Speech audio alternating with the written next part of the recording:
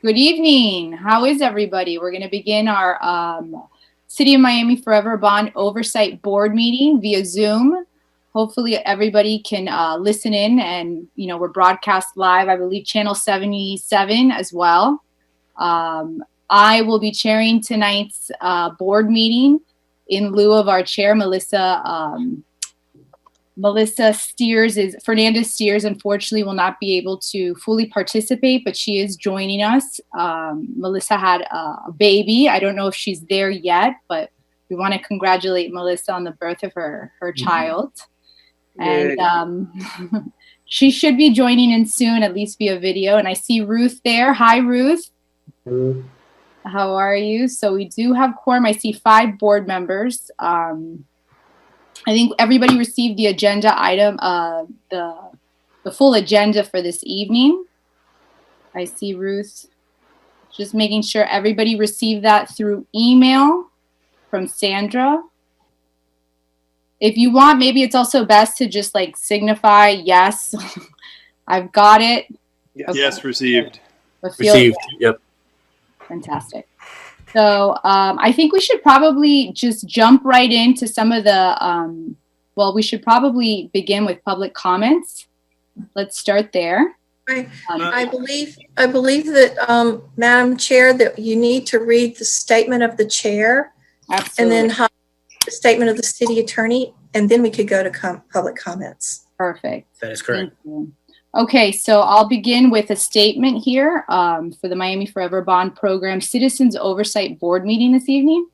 Pursuant to the Executive Order number 2150, issued by the Office of Governor Ron DeSantis on June 23rd, 2020, local government bodies may conduct meetings without having a quorum of its members present physically or at any specific location, and utilizing communications media technology such as telephonic or video conferencing as provided by Section 120.54(5)(b)(2), Florida statutes. Procedures for the public comment will be explained by the city attorney shortly. The members of the Miami Forever Bond Program Citizens Oversight Board appearing remotely for this meeting are Melissa Fernandez Steers, Gustavo Perez, Ralph Rosado, Justin Trieg, Ruth Ewing, and myself, Sonia Sukar, as the vice chairperson, and today acting as the chairperson for this virtual meeting.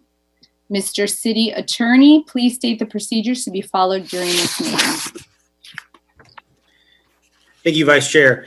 Any person who is a lobbyist pursuant to Chapter 2, Article 6 of the City Code must register with the city clerk and comply with the related city requirements for lobbyists before appearing before the Miami Forever Bond Program Citizens Oversight Board. A person may not lobby a city official, board member, or staff member until registering. A copy of the code section about lobbyists is available in the city clerk's office or online at www.municode.com.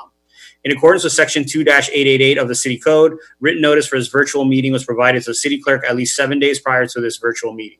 Since this is a virtual meeting as authorized by the governor of the state of Florida, members of the public wishing to address the body may do so by visiting miamigov.com/virtual boards to submit their written comments via the online comment form. Members of the public may also call 305-250-5351 to provide comments via the dedicated City of Miami public comment voicemail. All comments submitted will be included as part of the public record for this virtual meeting and will be considered by the Miami Forever Bond Program Citizens Oversight Board prior to any action taken. The board will accommodate any speakers desiring to appear in person at City Hall, subject to all applicable emergency measures in place to prevent the further spread of COVID-19. Speakers who appear in person will be subject to screening for symptoms of COVID-19. Any persons exhibiting any symptoms of COVID-19 will not be permitted to enter the City Hall. All interested parties are required to abide by all state, county, and local emergency orders and are urged to remain at home and practice social distancing. If a proposition is being continued or rescheduled, the opportunity to be heard may be at such later date before the Miami Forever Bond Program Citizens Oversight Board takes action on such proposition. When addressing the board, the member of the public must first state his or her name, his or her address, and what item will be spoken about. When the board takes action or votes on any proposition before it, it shall do so by roll call vote, which shall be recorded by the board's liaison and included in the record. Please silence all cell phones and other noise-making devices. Any person with a disability requiring assistance, auxiliary aids, and services for this meeting may notify the board's liaison. Please note that the Miami Forever Bond Program Citizens Oversight Board members have generally been briefed by city staff and the city attorney on items on the agenda today. The Miami Forever Bond Program Citizens Oversight Board is using Zoom to hold its July 29, 2020 virtual meeting. Zoom is a cloud platform for video and audio conferencing, collaboration, chat, and webinars across mobile devices, desktops, telephones, and room systems. In order to ensure that the public has the ability to view the meeting, the Miami Forever Bond Program Citizens Oversight Board will broadcast the meeting, and the meeting can be viewed live on Miami TV at miamigov.com/TV through the city's YouTube channel and on Comcast Channel 77 for City Miami residents. The broadcast will also have closed captioning. Additionally, the Miami Forever Bond Program Citizens Oversight Board has not selected a virtual platform that requires the public to purchase or download any additional software equipment to watch this meeting. Aside from the Zoom platform and that the participants will be appearing remotely, the public will have no discernible difference in their ability to watch the meeting. The Miami Forever Bond Program Citizens Oversight Board has developed several new methods of ensuring public comment for a virtual meeting. It has established two new options. The first new option allows the public to provide public comments via the dedicated Miami Forever Bond Program Citizens Oversight Board public comment voicemail by calling 305-250-5351, where the individuals will be able to leave a 2-minute message that will be played during the virtual Miami Forever Bond Program Citizens Oversight Board meeting. The second new option allows the public to submit comments via the board's online comment form.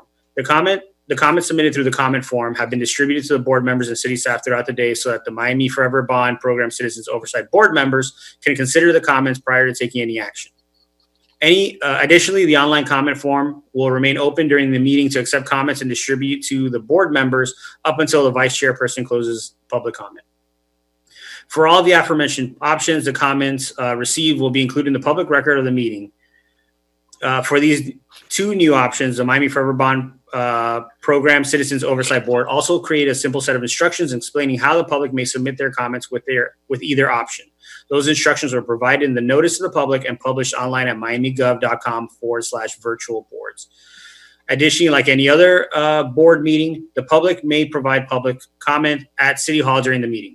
The Miami Forever Bond Program Citizens Oversight Board set up a terminal in the event members of the public travel to City Hall to provide public comment. However, due to COVID-19, all speakers desiring to appear in person will be subject to all applicable emergency measures in place to prevent the further spread of COVID-19. Speakers who appear in person will be subject to screening for symptoms of COVID-19. Any persons exhibiting any symptoms of COVID-19 will not be permitted to enter City Hall, but will be able to participate through the remote options described above. These three public option comments established and provided for the virtual Miami Forever Bond Program Citizens Oversight Board meeting comply with Section 286.0114 and Section 120.54 Florida statutes. The board has published an agenda as well as included in the notice to the public pursuant to our city code and the items, or the city code, and the items and topics that will be discussed at the virtual Miami Forever Bond Program Citizens Oversight Board meeting. Additionally, the public has been given the opportunity to provide public comment during the meeting and within reasonable proximity and time before the meeting via the public comment voicemail and online public comment form. Moreover, Section 286.0114, subsections 4C, Florida statute specifically authorizes the Miami Forever Bond Program Citizens Oversight Board to prescribe procedures or forms for any individual to use in order to inform the board or commission of a desire to be heard, to indicate his or her support, opposition, or neutrality on a proposition. The board, through its three public comment options, has provided three different procedures and forms to indicate, among other things, his or her support, opposition, and neutrality on the items and topics to be discussed at the virtual board meeting. The Miami Forever Bond Program Citizens Oversight Board provided information on how to submit public comments to the notice public on a dedicated webpage and via its social media channels. Vice Chairperson, are you comfortable with all the notice provisions set forth and these uniform rules of procedure the city has established for this virtual meeting? I am. Thank you, City Attorney. Thank you. Thank you so much for those thorough explanation of how public comments and how we're operating today in this unusual environment. What we decided was that we would open this up for public comments at this moment. As you can see, and there is a video there at City Hall as well. And what we'll do is we'll also move through the agenda items and have an opportunity for those that want to comment on each agenda item prior to us discussing it. So we'll begin now with opening public comment period. If there's anybody first, let's start at City Hall. I don't physically see anybody in the video. So we'll then move on to any public comments that have been submitted through I don't believe we have any.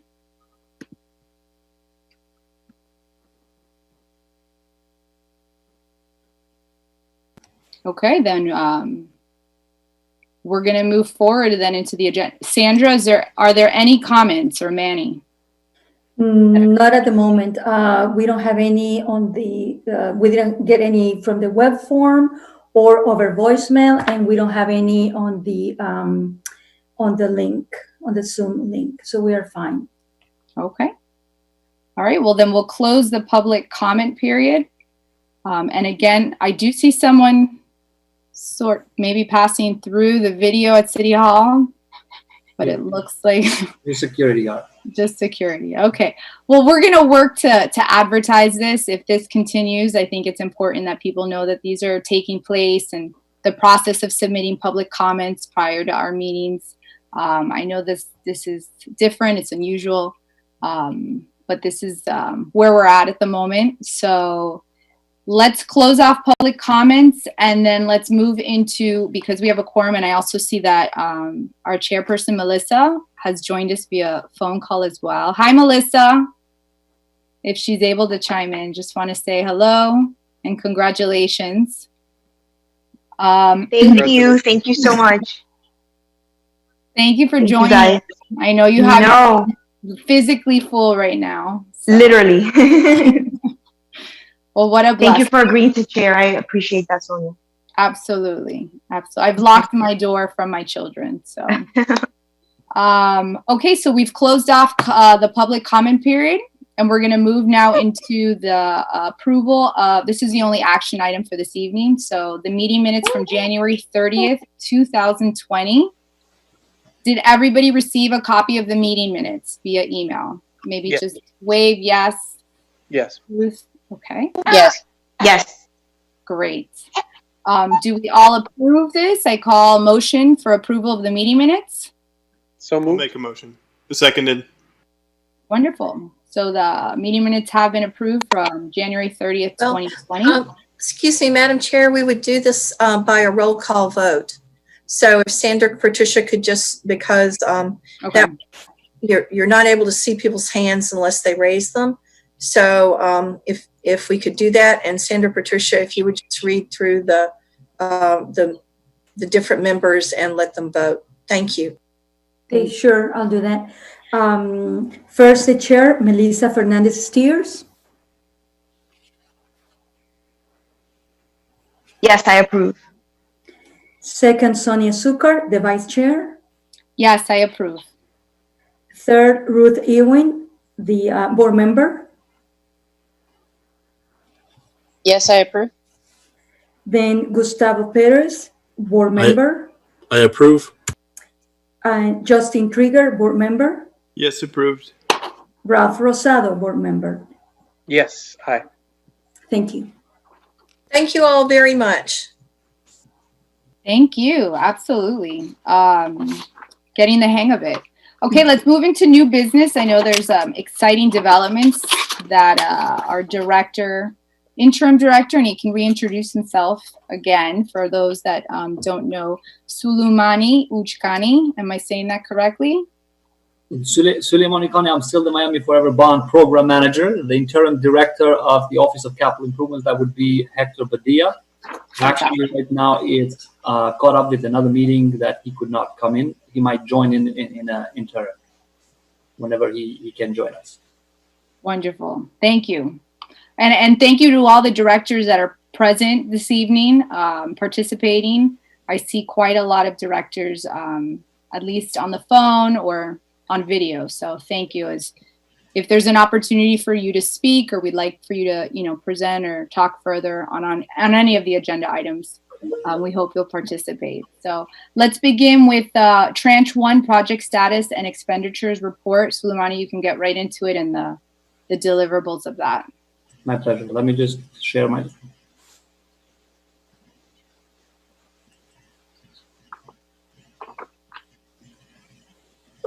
Let me know if you're able to see my screen. Yes, I can see it. Good evening, Madam Chair and the board members. My name is Suleiman Wikani. I'm the Office of Capital Improvements, Miami Forever Bond Program Manager. Today I'm here to present on, here is the agenda on the Miami Forever Bond. We're going to present the accomplishments to date. We're going to give you a Tranche 1 project status and expenditures to date. We have selected some of the projects to go deeper into the status of those as per your request from the last meeting we had. That's Brickell Bay Drive Criteria Package, Alice Wainwright Seawall and Resiliency. It's a parks project. We have the Northwest 17th Street from Northwest 27th Avenue to Northwest 32nd Avenue. We're going to also, I missed including here the affordable housing project status. And we're going to go into the communications and engagements, matching funding where we are up to date. And we're also going to give you a progress process that we all have put in place in developing future projects for the entire Miami Forever Bond. Here is just the purpose of the Miami Oversight Board. You guys are familiar with the roles, the relationship with the City Commission, and the Oversight Board. And we'll go right into the status. As you know, it's been a year and a half since the Commission first approved the 33 Tranche 1 projects, and we have made significant progress in terms of moving out towards the finish line. We have planning, it's 4 of them right now. We have, we're currently in A&E selection, 5 projects. We have 13 projects in design. 1 project right now is currently bidding for construction. We have moved 8 projects into construction. We have completed 2 projects. We have installed the committed 50 backflow valves that were committed to the Miami Forever Bond funds.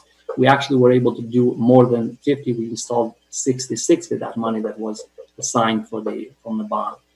And we were also able to match funding of $1.5 million from the FDEP, and we were able to install to date 21 of the backflow valves. And we're still installing additional ones that are leftovers of the funds. In terms of the citywide projects, within the Tranche 1, there were 6 projects that were citywide. One of those is the spot drainage improvements throughout the city. We were able to complete 12. Another one is a roof, improving the park roofs in some of the parks. We were able to complete 3 of those thus far. Completed the installation of 4 playgrounds. One of them is the one that counts here for as 2 projects completed. And then we have improved the access and mobility to 24 parks. We have also successfully passed the design stage, which is an accomplishment on itself, of 11 projects. On the next 3 months, we expect to have about 6 projects going to bidding for construction. We have 5 projects are going to go into design, and 3 projects which are going to go into construction within the next 3 months. And if you tally all of those projects, if you count this project, we have completed about 141. How many? Sorry, 141? 141. And I am going to switch my screen to this. I know you guys have it. I don't know if it's hard for you to see, but if I switch my screen to the Excel sheet, you might be able to see that.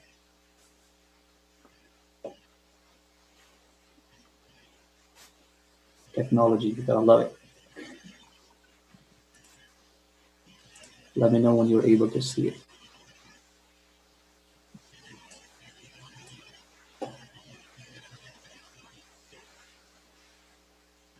I can see it.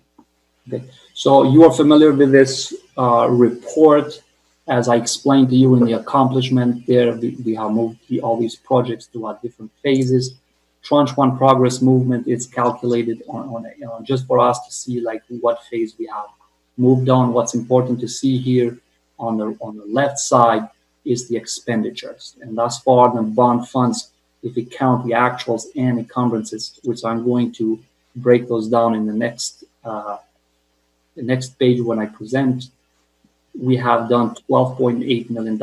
And then only infrastructure, because the Miami Forever Bond was done in 2, was 43 million was assigned to infrastructure and 15 for affordable housing.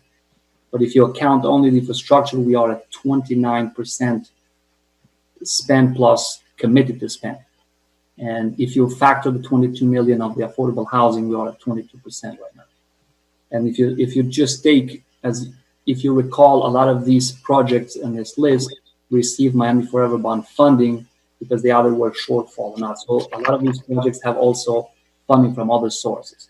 And if you only look at the expenditures of the Miami Forever Bond funding only, we are at 6.3 million, and that accounts for infrastructure at 14. And if you factor the affordable housing, we are at 11%.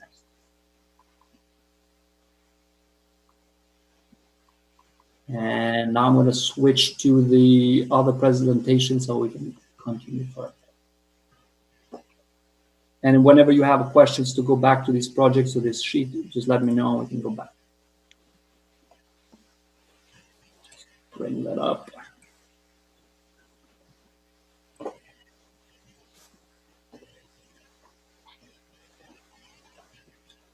Okay, so here's the breakdown of the expenditure and the status on the Miami Forever Bond. As you see here, if you follow the numbers, number one is infrastructure only separated.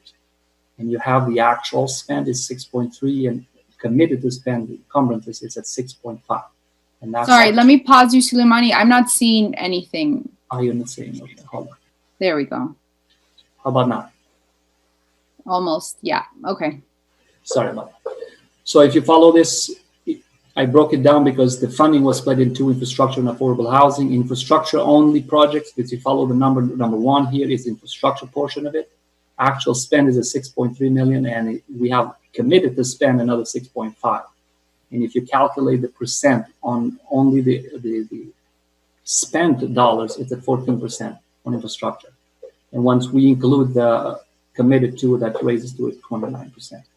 On the affordable housing right now, we're not tracking any expenditure, even though we have made progress on the economic and development of the city has put $8 million into that. And that once we get to the affordable housing status update, Alfredo Duran, the deputy director of the affordable housing department, is going to go in a little bit more detail on that.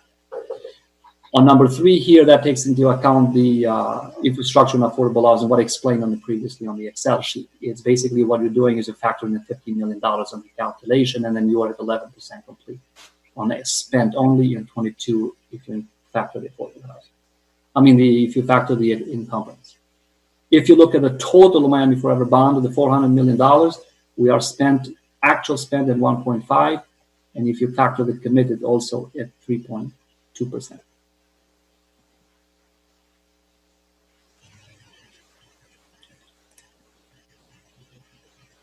All right, and then I'm going to dive into some of the key projects that you guys asked to update on the status from the last meeting.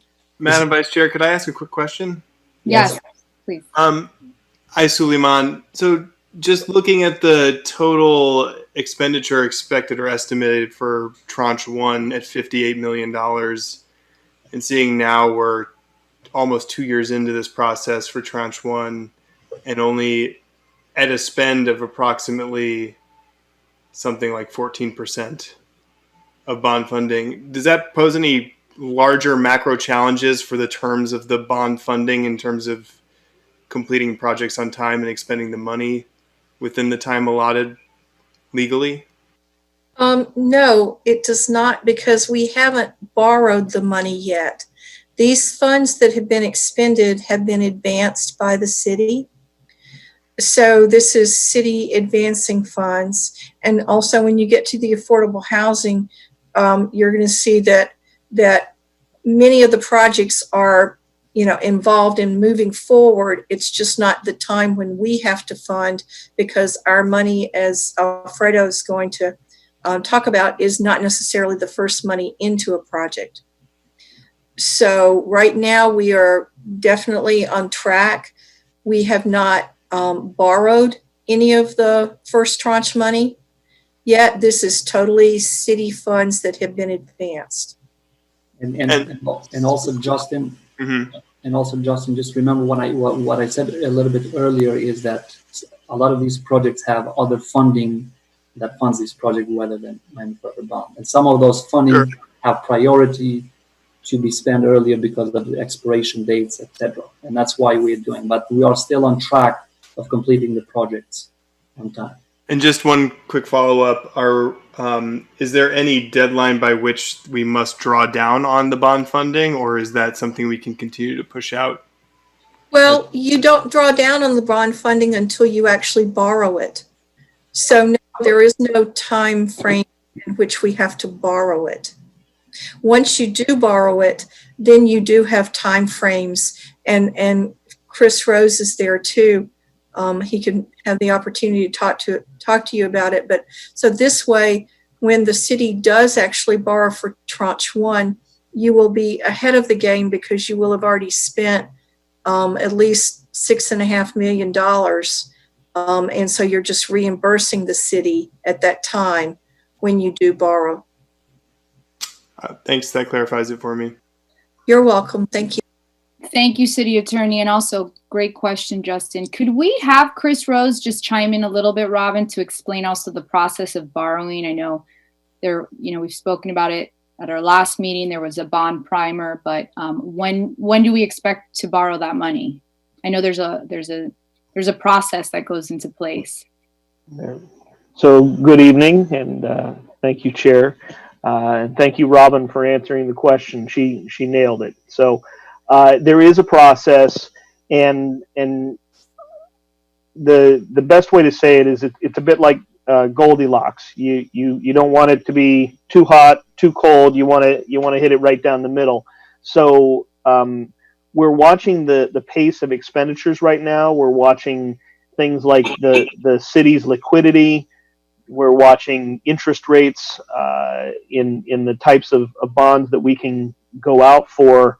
So all of that to say is we think it's just a little too early right now. Interest rates are great, but there's no clear indication that they're going to go up anytime soon either.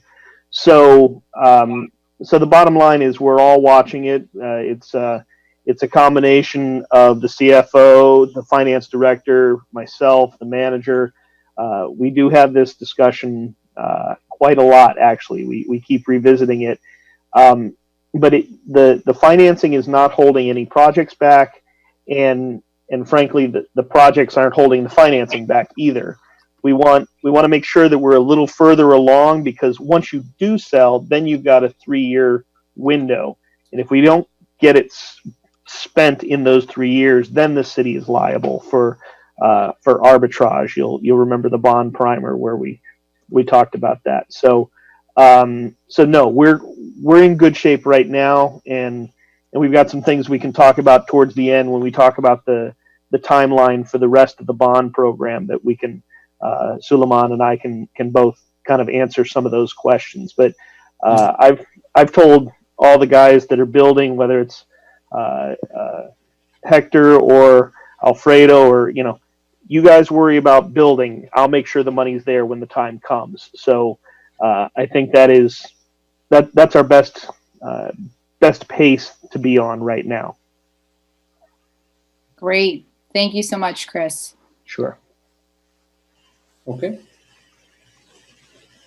So you asked to bring a status update in the Brickell Bay Drive criteria package project. We are still currently in a cone of silence, and we are under A&E selection. We are hoping that we will be able to complete this by sometimes mid-August, so that we can start with the design criteria professional. About this project, we are also seeking FEMA matching dollars. We asked for quite a high number of $16 million, but we were just told that they are doing the funding in pieces, and we might get about roughly $6 million for this project. We're still in the process of that because they asked us about questions about this project. Sorry, Suleimani, can you say, so you're pursuing 60 million from FEMA money? 16. 16. Okay, and more likely 6. And then they because they are breaking it down into different pieces now. Okay. What's the estimated cost for the entire project? We don't really have an estimated yet, but it's going to be somewhere in the $20-25 million probably. Okay, the next project you guys asked us to update you. We are on the Alice Wainwright Park Seawall and Resiliency Project. We are in the last phases of completing dry run and getting all the permits approved. We have gone through the negotiated contract with the contractor to start construction. What is that? One that is all done and approved by all the agencies. We are hoping to begin construction and do a groundbreaking for this project in August, mid-August also. So this is a big project for us because that area and the seawall there is collapsing and we really need to improvement. And as you can see, we have estimated cost of that 6.4 million. We are funded for that, and Miami Forever bond funds are at $2.6 million for this project. What are the other monies coming in from? I don't have the breakdown details with me now for you, but I can defer that to Chris. I think they come from various sources. I just had a question on the design. I haven't seen too much. It looks very nice from this. This is really to deal with flood mitigation. I know that there's a lot of damage to the seawall. What else besides flooding? There's improvements. Absolutely. This portion of this Wainwright Park seawall and resiliency includes the seawall and the bay wall. But the project itself, it has a lot of more improvement planned. And I think I have Lara from Parks over here that can talk a little bit more about this.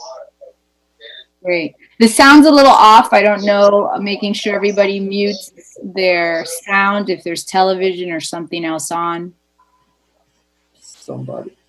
Okay, Manny, can you please promote Lara Hamway to the panelists? Oh, and Ruth has her hand raised as well. So, Lara, just one moment. Ruth, did you want to say something? All right, so I have in my notes from our last meeting that bathroom and the natural area for the Alice Wainwright were parts of the construction objectives, and that I guess the original start date for the construction was March 20th.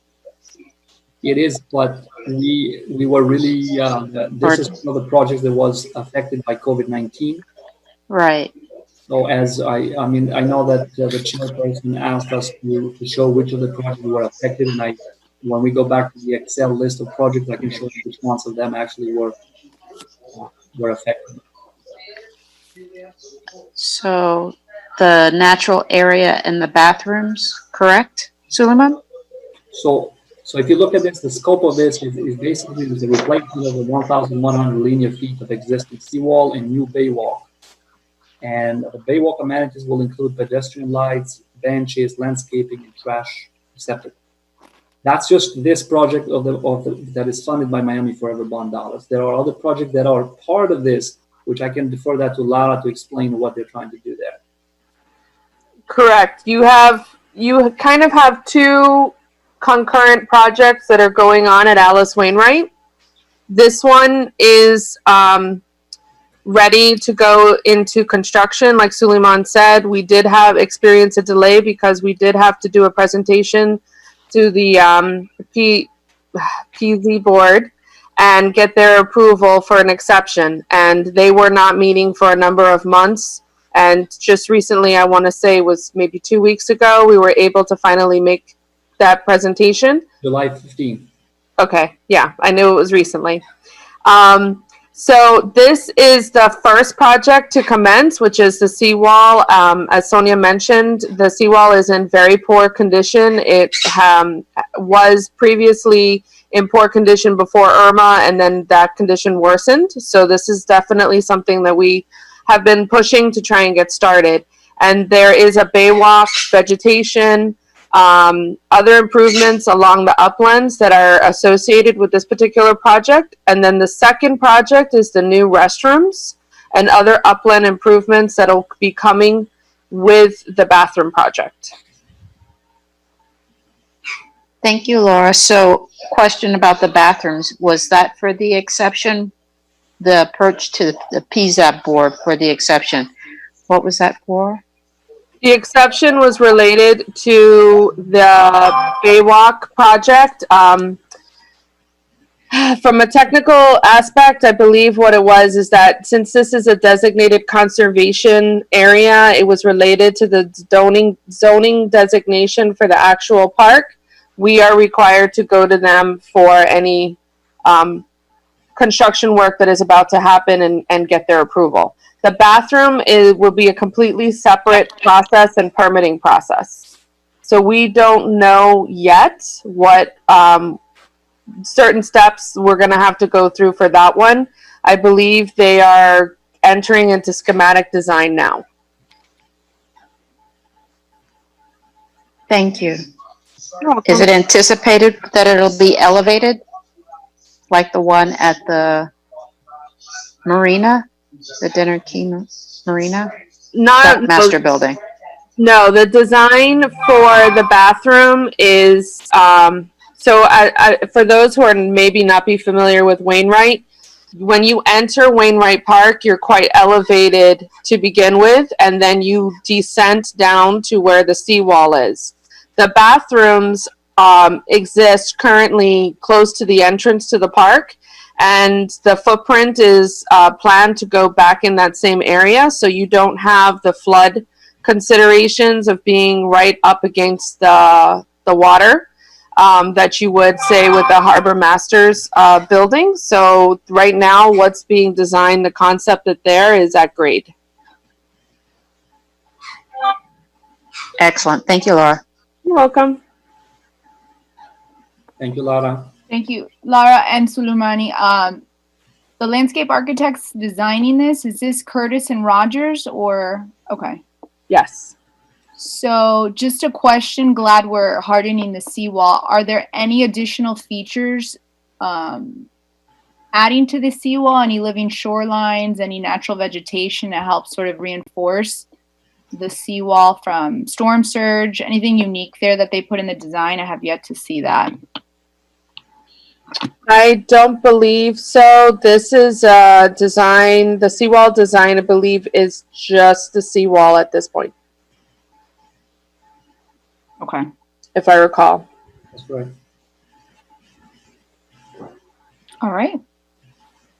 Any other questions on this project from the board? Okay. Is it something that could be considered? That's something that I mean, I would definitely talk with Jane to get her feedback, but I know that there has been some discussion after you put a seawall in, being able to do something along the waterfront with the, I don't know what's appropriate to our particular climate, but in terms of introducing some stuff along the water side, but I'm not an expert in that. So I wouldn't be comfortable to commit without knowing for sure what we could do post-construction. Okay. I'm happy to look into it though. Yeah, and Laura, I know that there were other parks that you were looking to put some of that in. So, you know, maybe not this time, or we can talk about this after the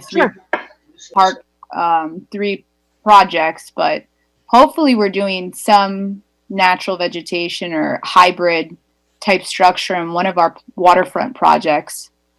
So I think a lot of it is that this particular seawall project commenced a few years ago before we really started embracing the whole hybrid green and gray concepts.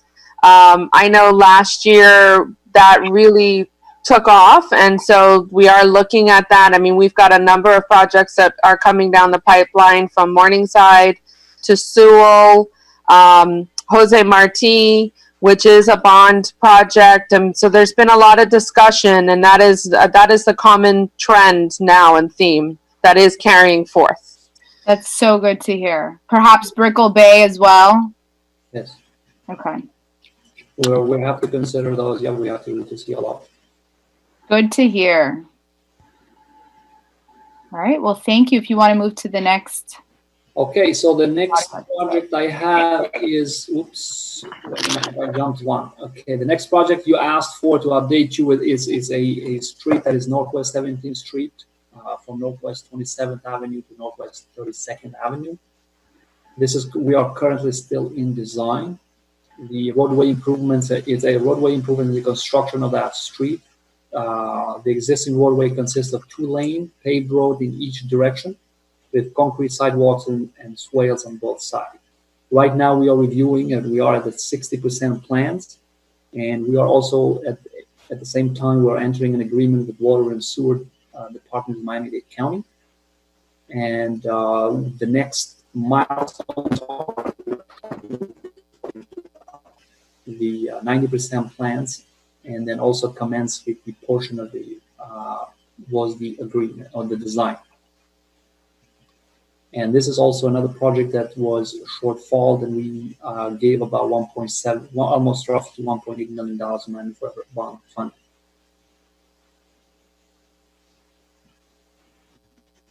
All right, I had just a question on the design. Is there anything unique or innovative that's being done here, or is this pretty standard roadway improvements? I think it's very, very standard roadway improvement.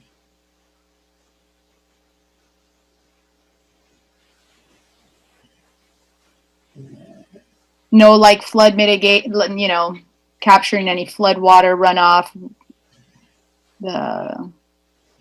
This is strictly pavement. Let me Pavement and paint. Let me promote George Mora, who's the assistant director of the capital improvements, who can probably chime in a little bit more on the details of the project.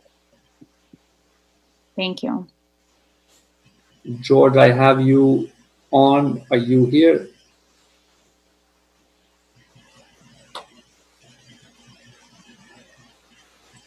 It's muted. Well, it does say there's concrete sidewalk swales on both sides. Maybe are these just traditional swales? Any bio swales here? Any green? Hello, am I on? George is here. Yes, George. Hey, how are you? This is George Mora with the Office of Capital Improvement. Kind of oversee the project management group here. At least they lead me to believe sometimes that I oversee them. The project includes not only its roadway reconstruction, standard drainage. It doesn't have any bioswales associated with it. There was one unique feature that we had to look at with regard to a review comment from our city public works. The roadway is going to be narrowed a little bit. In addition to that, we did, what's part of our standard review process, Water and Sewer did reach out to us and wants to participate in this project. They have an aging water line there that's really near the surface of the roadway. So we're going to go ahead, I think, for the betterment of all, include that as part of the scope. So moving into the 90%, we will have a full replacement of the water line underneath 17th. There's some redesign of 17th, but it includes the standard drainage. No type of bioswales, or I don't think anything that's kind of out of the box or greener than what we normally do it in roadways. So that's essentially the long and short of it. Suleiman, I think we elevated this project because it was identified as at risk at the previous meeting, and it's showing us the same status in the current spreadsheet. So could you talk a little bit about what risk is present? Yes, the reason that is just what George Mora said. We had to kind of go back and revise a little bit the plans because we were asked to do the street a little bit narrower. So we had to revisit the 60%. And at the same time, we also were asked by the Miami-Dade County to enter into an agreement design, and that really takes a long time. And that's why I have this project at risk. And I guess that's the reason. It'll just take a little longer than what we anticipated. Yeah. So, but as we spoke about earlier, we haven't actually drawn on the bond funding yet. So at risk in what sense? That the project may not fit within the timeline that we want, or and would not be eligible for bond funding because it would conflict with resources needed for other projects? Like what does at risk mean really What a twist really means in this case is the phase of the project to show that, you know, design is kind of lacking a little bit behind, but we are still drawing money from the Miami Forever Bond. It's just that it means that we are a little bit behind on the schedule of meeting the completion of the design. Okay, but the project itself is not in any major. No, but overall, it's still okay. No, the water line is actually funded by the county. So, you know, we enter into a separate agreement with the county for accountability purposes. So when we acquire a contractor, you know, we pay separate, we keep the payment structure separate all throughout because they actually fund a portion of the project. So it does take a little longer, but I think once delivered, it delivers a more complete project to the residents. That makes sense.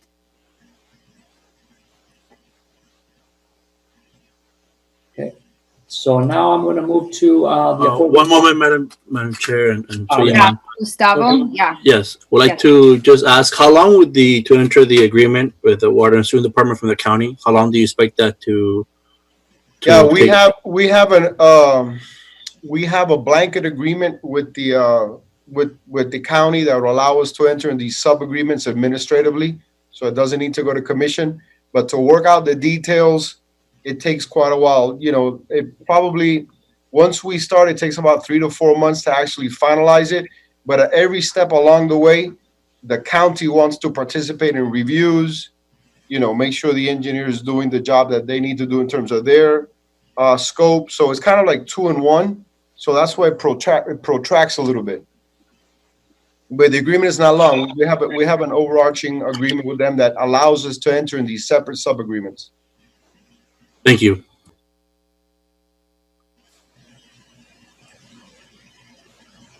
Next portion of this presentation I have is the affordable housing project status, and I have here Mr. Alfredo Duran from the affordable housing department, who is going to go into this presentation.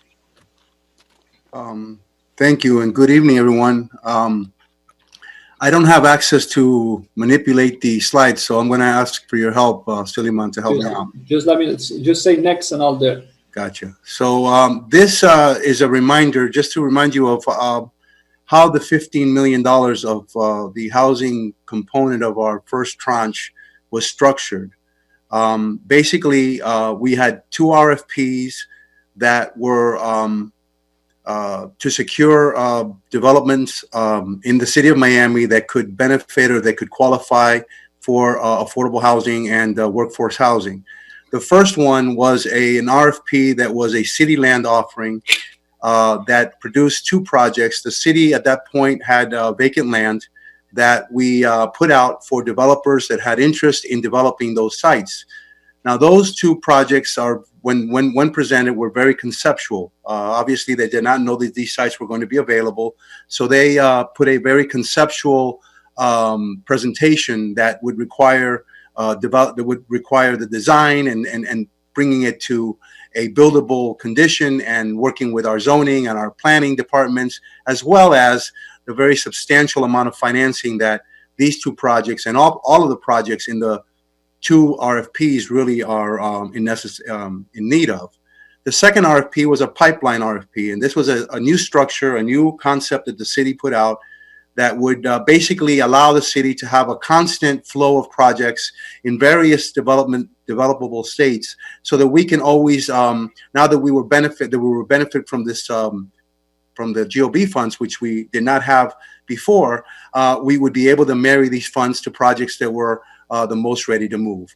We had a number of applications. We had over 29 applications in that RFP, and we selected these 5, which were the most ready at the time. Now, when I say the most ready, that means that they were projects that were not so much conceptual, but that they were projects that were on the moving forward, and they were in the process of obtaining financing, and they asked for a gap from the city of Miami. The 5 projects that we funded under the pipeline RFP asked for twice as much as we gave them. At that point, we had $8 million available under that pipeline RFP, and we were requested over $100 million. but these projects asked for 16 million. So we gave them half. Automatically, that gives them a gap. Obviously, they need that second half that we weren't able to provide for them. So they went out and sought those projects, those funding opportunities. Now, where are we today? As we go along in this presentation, Suleiman is going to show you where we are with the projects, remind you what they look like. No, go back, Suleiman, go back. Yeah, he's going to show you what the projects look like, and I'm going to let you know where we are currently with these projects. And the last portion of the first tranche was a $4 million program that was for home ownership preservation, meaning the hardened single-family homes citywide for city residents to sustain the weather conditions that we typically see here in Miami. So this I'll address that one first. That $4 million program kind of took a back seat as soon as the COVID situation happened. The city was awarded some money in the CARES Act, and we needed to focus our attentions more towards the recovery and to our immediate assistance to our residents. So we created a number of programs that helped our businesses as well as our renters, and we're currently managing those programs. One was for small businesses, and one for micro businesses, and then for renters. So that has kept us busy in these last 2-3 months with that recovery effort. As far as the homeownership preservation program, it is now in the hands of our bond counsel. We have created a policies and procedural for it. We have secured the services of a contracting service through our Department of CIP, as well as our processes and our steps that the homeowner is going to go through and need to adhere to be able to get this assistance. So that particular program is now being reviewed by our bond counsel, and hopefully we can start that program by the beginning of next year. So now if we can move on to the next slide. Okay, so Franklin Roll, Platform 3750 of Franklin Shannon Roll is one of the projects that we received through the pipeline RFP. This project offers 189 units. It is a enormous project on the corner of 37th Avenue and South Dixie Highway. It is a multi-level, multi-use, mixed income building, which now is at a point where it is ready to start construction by October 1st. So hopefully by October 1st, we will begin construction on this project, which will provide 189 units, available units. Next slide. The Gallery of River Park is actually a project which is 65% completed right now. This project is at Northwest 13th Court and 7th Street. We are already topped off. They're beginning the interior work. It's like 60% completed. That project is going to offer 150 units. So that project is well on its way. Next slide. That's a picture of the Gallery of River Park currently. That's what it looks like. And that's where that's the 60% completion rate right there. The next one is a small project. It's one of the infill projects that came in through the RFP, which also is ready to begin. It's going to start now in September. That offers 8 units. It's benefiting from our affordable attainable housing ordinances, which is a relatively new ordinance that the city put together that encourages small infill developers by doubling their density or increasing additional density in exchange for affordable housing. This project will have a mix of 30%, 50%, and up to workforce units, so it offers a little bit for everyone. That project, again, is going to begin by September of this year. Next slide. Liberty Square Phase 3 has actually started as well. That is 192 units in the District 5. We are at the foundation stage. I believe the next picture will show where we are with the project. This project, again, is coming off the ground, and we should have 192 units within a year and a half. Excuse me. Yes. Could you please go back to the previous slide? This one? Thank you. This one? Yes, I was just looking at the target income levels.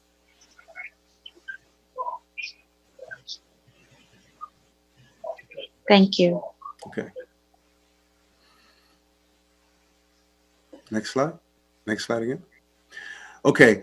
Vineyard Villas is one project that, again, came through the pipeline RFP. It has struggled to secure. It's a tax credit development. Most of these have tax credits of one form or another, whether 9%, which are competitive, or 4%, which are a little bit different process.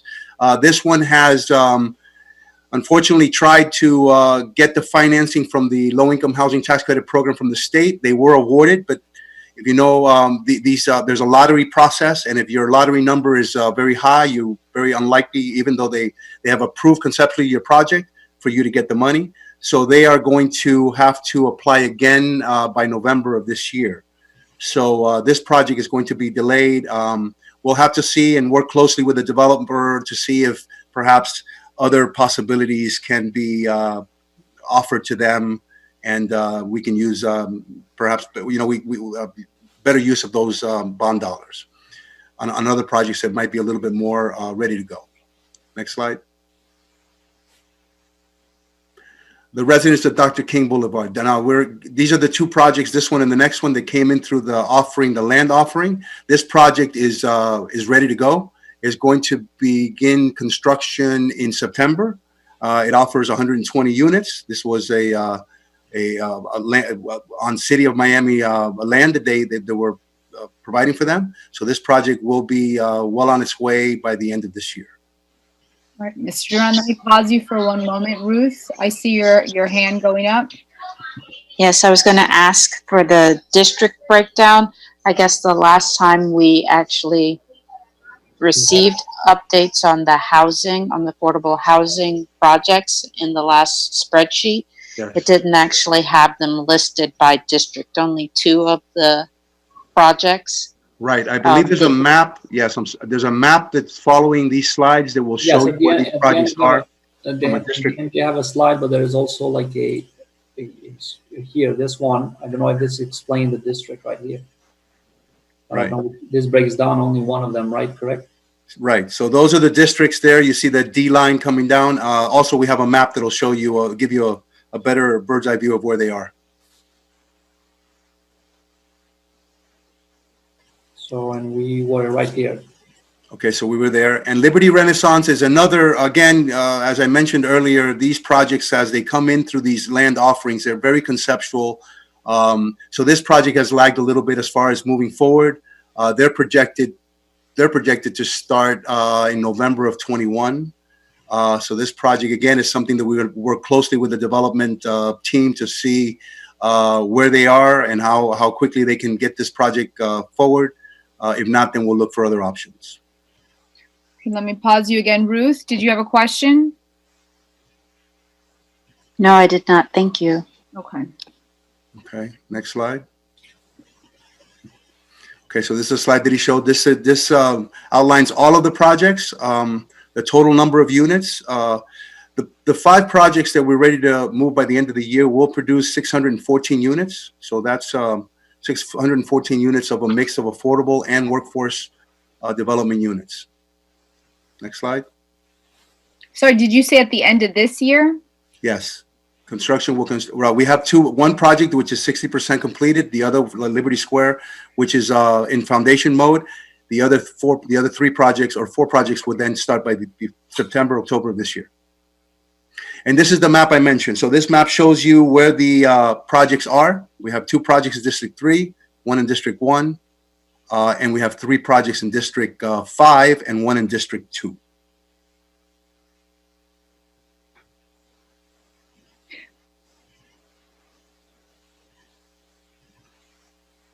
Okay, so the Liberty Square Phase 3, the Continental Management, the Liberty Renaissance and Renaissance at Dr. King and Residence of Dr. King, those are all in District 5. We have 3 projects there. And the Platform 3750, the Green Star, is in District 2.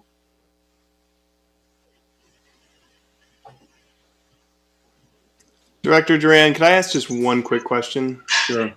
The MJLH development, the small infill project that you covered, I'm just curious, what was the thought process around selecting that project and funding it to such a large extent compared to the overall project cost? Well, actually, that type of development is something we highly encourage. There's very little development. Affordable housing is a big problem, as we all know, and the bigger projects help, and they certainly provide the affordability that we need. But these small lots, these infill lots that have been very difficult to develop because zoning codes will require parking and certain types of conditions that make it unfeasible for the projects to be developed. With the attainable housing ordinances, that kind of have cleared the path for these small developments. So we encourage these small, and that's the reason why we didn't get many of them, and we certainly hope to get a lot more because they will provide pockets of affordability that would not otherwise be available. Thank you. Ruth, your hand is up again, I believe. Yes. So, okay. Yes, I'm.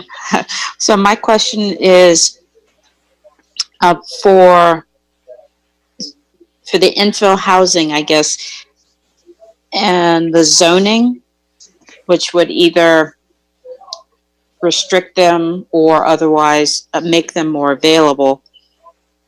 Are there more properties that the city has that would be considered as potentially available for such an endeavor? Yeah. No, unfortunately, we do not own, the city does not own these properties. But the development world out there certainly do have the ability to purchase them and to develop them, where normally they would not be attractive because of the zoning restrictions and the requirements that would make those projects not feasible. Now with these more aggressive and progressive ordinances that we have put out, makes those potential projects more available. So we would like to be a part of it because it does offer affordability in these areas that otherwise would not have. And the project with the Frankie Roll Center, that's actually a county build, correct? That is a county, right. That is a county lease. It's county land. It's got the Frankie Roll Center that also will remain. So it is a long-term lease, and it's a partnership with the county and with us as lenders as well. It also contains a very much needed commercial activity. It's one of the food deserts and commercial deserts in the area, and that's definitely going to bring an economic activity in the area that's much needed. So are there any workings with the community in the West Grove in regards to fostering? Yes, they do. They have to adhere to a number of different federal guidelines and requirements that include hiring from within the neighborhood and training from the neighborhood. So they are engaged in all of that. Yes. As well as the housing, as well as the units? Well, the units, again, the federal requirements for fair housing require that everyone has an opportunity for certain units, not necessarily just those that live in that area. Certainly they have an opportunity to apply and to be accounted for, but it cannot be restricted or reserved for anyone in this particular area. Understood. I had a question on that as well. How does that process work? When do those units when do they identify the families that are able Right. to? So typically when an affordable housing development is built, more people, there's such great need that more people apply than there are units available for them. So we require that a lottery system be put in place. So there's an application process that's open and people apply, and then there's a lottery process. And then the first 170 people that qualify then get those opportunities. Ruth? That eliminates the possibility, and I'm sure you've seen it, when an opportunity comes up and you see people lined up in front of the building for days, and it's a very inhumane way of dealing with things. So the lottery system is a much better approach. Ruth, I see your hand up. So my question is there's one of the builds is close to completion. Has it already gone forward for lottery consideration? Not yet. No, not yet. It looks like it's close to completion, but it still needs all the finishes inside. That's a good 6 months away. Before they get the CO, then they need to start their marketing process, and that's when they'll do it. Between now, probably within the next 6 months. Within the next 6 months, there'll be a lottery for that one? Exactly. And which one was that again? That would be the gallery at River Park.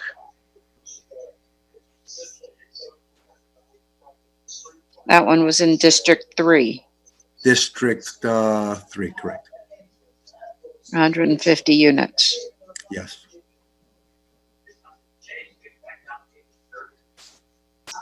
And determination for the breakout of the units? You want to see the breakdown of those units? Well, just how it was determined how the units were going to be broken out by AMI. Oh, it's based on funding and the requirements of the financing. It's a tax credit project. It's a 4% tax credit, so they have to average at 60% AMI. So you have it's basically the breakdown of affordability is very dependent on the type of financing you have. But that particular project is going to have a considerable amount of affordable units. I was noticing. Go ahead. I'm sorry. Oh, no, go ahead, Ruth, and then I have a question to ask. So my question with regards to the Frankie Roll Center, it had 180 units for market value? No, it has, let me find it here. It has a total of 189 units, and they have 76 units which are affordable and 108 units which are market. I'm sorry, how many did you say for market? 108. 108? Yes. Right. So it has 108 for market, and it only has 2, 4, 6. 76. Well, it's 140. Was it 140% of AMI? There are only 2 units. Right, and the rest are below 60%. So it offers 74 units under 60% AMI, which is a very nice number for affordability. Well, it has from 50 to 80, 75. It has from And 50 and 60, 74, right? It no, has, it's a 75. It's the first one, correct? Well, look at the Suleiman. Bring it back to the project. Is this? Because it had this. It has 2 at 0 to 30, 2 at 30 to 50. Right. Okay. 75 at 50 to 80. Correct, and 108 at market. And so that's why I was asking, with it also being a county lease, how come it is such that along with county and city, there aren't more units being made available? Well, I mean, because it's of all of these developments, this one has the most. Actually, it's the only one with market value units. Yes, market units are not market units. They're not workforce by definition, but the market unit price in most areas in Miami, with the exception of certain areas, is very much a workforce level. Now, this project's cost, it would require it to have the ability to charge these types of levels. But when you look at what the city's investment is, as far as affordable units, we're getting the units at around $18,000 per unit, which is a very healthy investment per unit for the city's funding. The 80 units or 78 units that we're getting at $18,000 per unit is a very good investment for our city bond dollars for affordable housing. I have a question that might help for everyone to understand. Alfredo, if you pick any project here and you look at what the city's investment is versus the total cost, is there a way you could give some examples to show people, okay, what other kinds of funds are being invested there? I know that there's some that you're more familiar with. Yes. Um, I do not have the breakdown of the particular funding sources, but I can tell you that these projects are a total value of $875 million. So, I mean, $250 million worth of total value and a $10 million city investment. So you can see that the city's leveraging is substantial, and that the city's investment per unit is very attractive. I unfortunately don't have the list of all of the financing sources by name with me today. So in going back to Ruth's very good question there, if this is the thing that the city, has certain criteria for its funding, it's the same thing. The state would have criteria for its funding. The county would have criteria for its funding. The tax credits have certain criteria. Right. But if there's also other funding there that's not strictly affordable housing funding, then those can have something that's coming in that not necessarily is strictly with an affordable housing component. Does that make sense? Absolutely. I mean, the leveraging, the financing structuring of these projects includes private financing from private lenders. And that's those are the ones that are unrestricted. And so therefore projects can come in at those levels with the funding that they obtain for that particular part of the cost.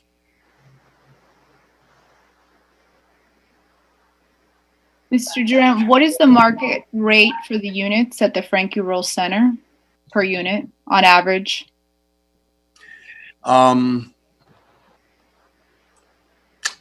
far as what would the rent be? The rent. The rent be?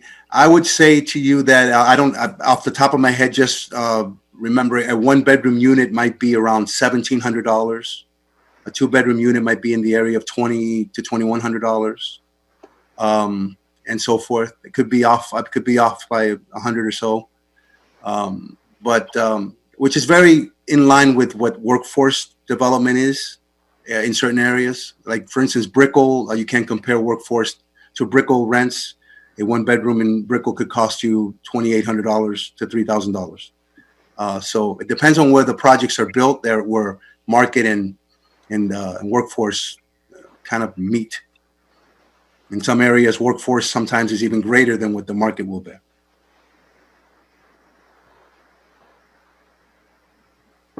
I believe that's all the slides I have. Suleiman? Yes. Yes. I had one other question, or just interest in finding out, and maybe with Chris Rose on the call too. Given that, we're expecting to see housing, affordable housing, issues really come to light now with COVID, what is the city sort of doing to help build out your department, to help speed up maybe these projects, the second tranche, really kind of could you just give us a little bit of information on that? Well, before Chris can answer that question, I mentioned the pipeline RFP, and this is a process that we're constantly looking at and in touch with the developers.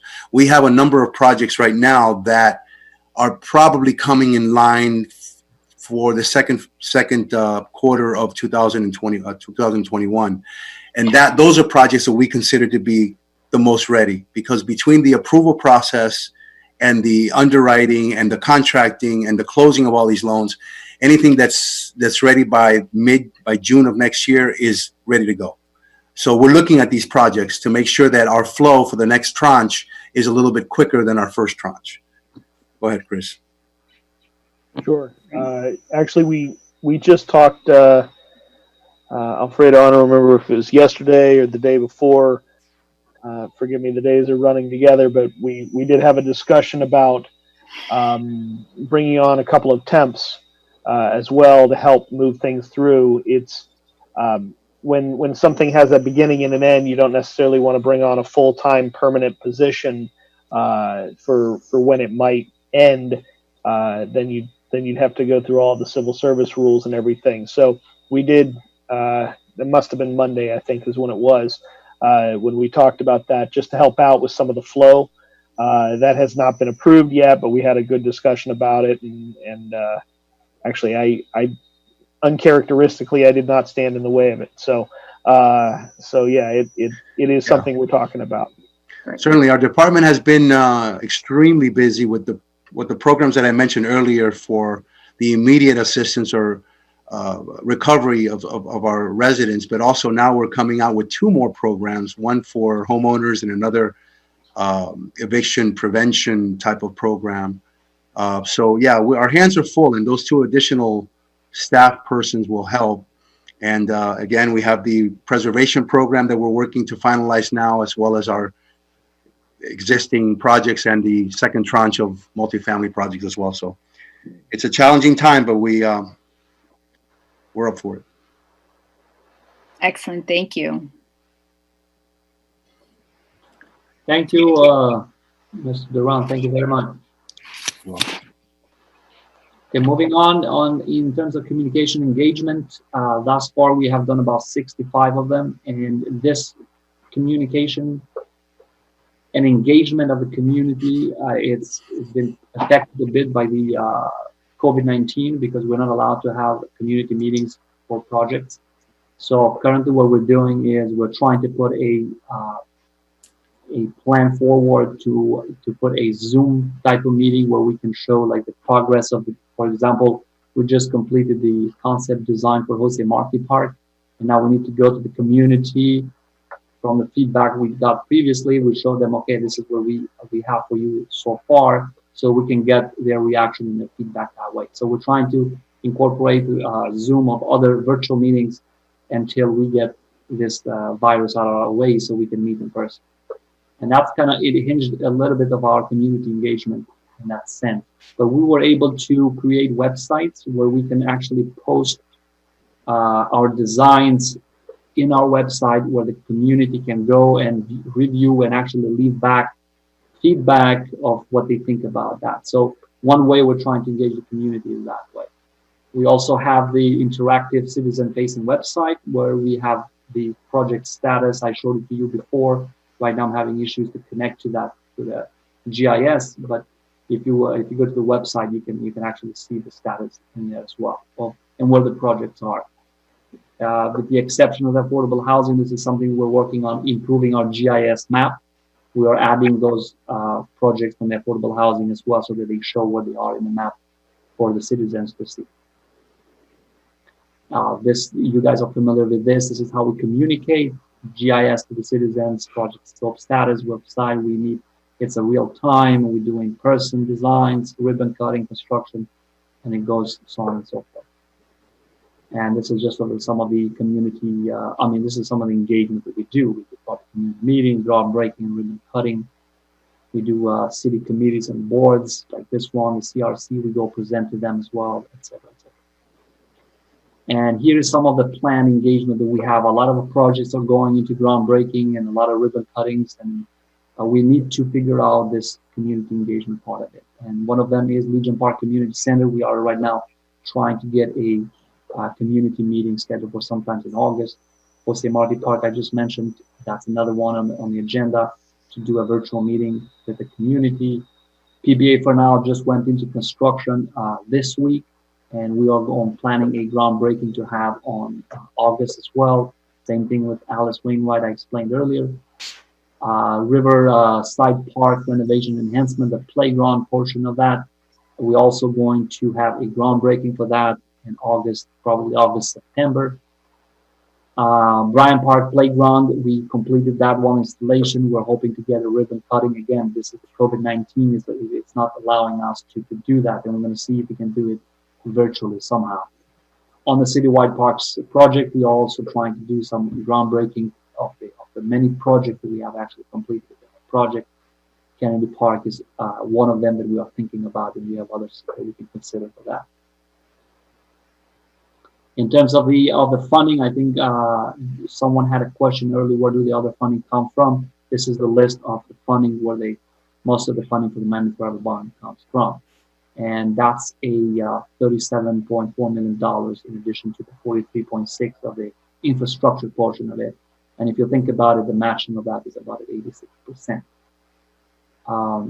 We did receive that $1.5 million from the Florida state during the appropriations. We are continuing to install the backflow valves. We asked for another $5 million for this year, but as the COVID-19 hit, the state has shifted their way of funding, and then we still haven't heard anything on our applications. In terms of the FEMA, I told you before, we asked for $16.8 million. We're getting feedback from them, and we're trying to come to a conclusion. We might get about $6 million in the first portion of that for this project. In terms of state and other Florida grants, programs, and federal, we're trying to look to streamline our projects so that we can see which one we go. Currently, we are going for CDBG MIT grants that are out there. We actually did send a application for the CDBG planning portion of it, which was for the resiliency, or for the critical infrastructure portion of it, which was the resiliency hub portion of the project that we're trying to do. We also had other funding, other application with the natural and wildlife, is it called NFWF grant? Yes. So we also applied for that for the Jose Marti Park, and also a planning portion of it to complement our stormwater master plan. Fine grant is always something that we watch out and see, monitor the project's progress, and see which one is ready to go for either design or the construction portion of it.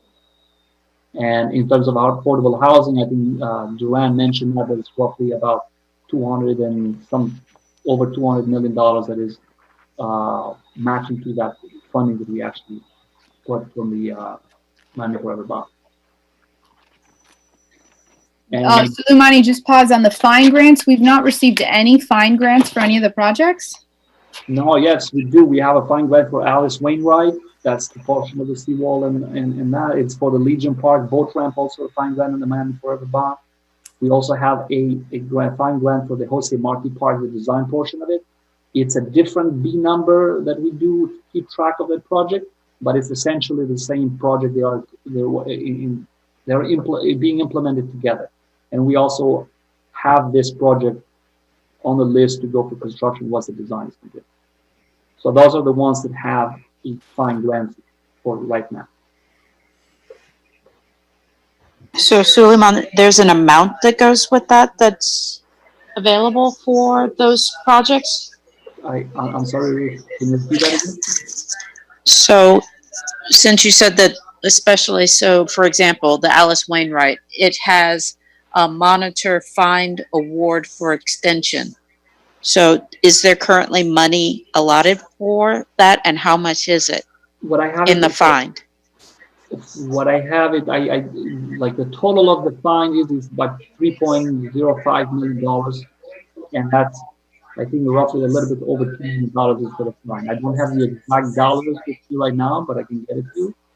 And the comment that you see here on the monitor find award extension is because of the COVID-19, we could really not start the project on time, and then we wanted to ask the funder to extend our completion date a little bit further. Okay, understood. Thank you. And then the next portion of it is the project selection process. So you are familiar with this guiding themes that were set together from the task force of the city of Miami to establish the guiding objectives and criteria of how bond projects are funded. And as you can see, this is the allocated funds for each of the categories, and then on the right side you see the remaining portion of it that is for each of the categories. And here is the project sources, and the project sources usually, I mean, as you can see, for each of the respective categories are master plans, which are identified to select projects for each of these bond categories. The master plans usually are there to provide a vision for capital project investments and are used as decision to select projects that will address cities' short-term needs and also long-term strategies. And you can see in the sea level rise and flood prevention, the major portion of the project that are going to come out is the stormwater master plan that's currently being updated.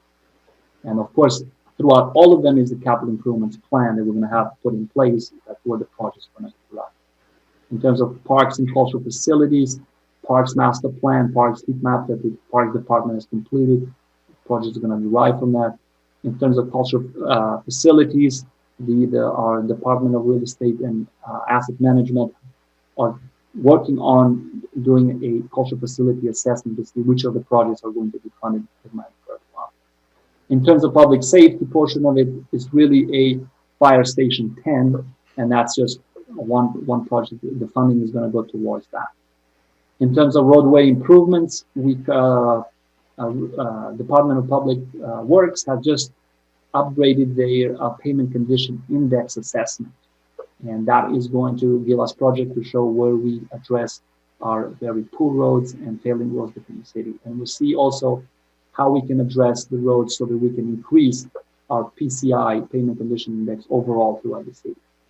And affordable housing portion of it, I think Alfredo Duran just explained to you how they have the pipeline application process in place for where the projects come from. And here's the project selection process. As you can see, start from the right here, you have the project sources. We go through the guiding themes for filtering. We go to the category. I selected only roadways just to show you an example here. And then they all go down into the prioritization and fund allocation, and then going to the execution. But it's important to know that throughout this three-step process, we want to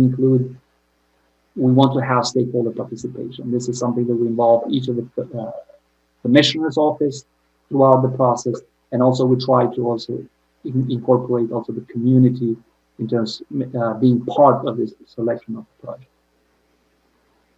And here is the full map of the project selection. You have the formula starts, if you follow the numbers. Number one, project sources, I just explained to you. Number two, it's the project selection process on it, and once we prioritize it, we have the funding for those projects that were approved, of course, by the commission. Then we go into the implementation phase of it, which is the design, planning, design, bidding, construction, and the complete. What's important is the outputs that come out of that. Throughout the implementation process, we do a lot of lessons learned for how we can improve and move forward.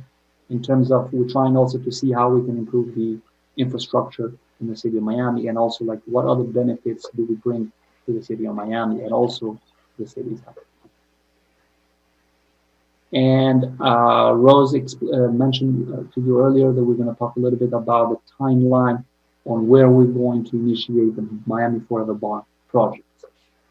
And Chris, you can jump in whenever you like here. I'm just going to give you a timeline of like where we're looking at. We started sometimes, and we updated you on the selection model on it. We defined the guiding themes, we put criteria into place, and then now it was from December to January of this year. And throughout the same time, we started to identify project sources, which I explained to you.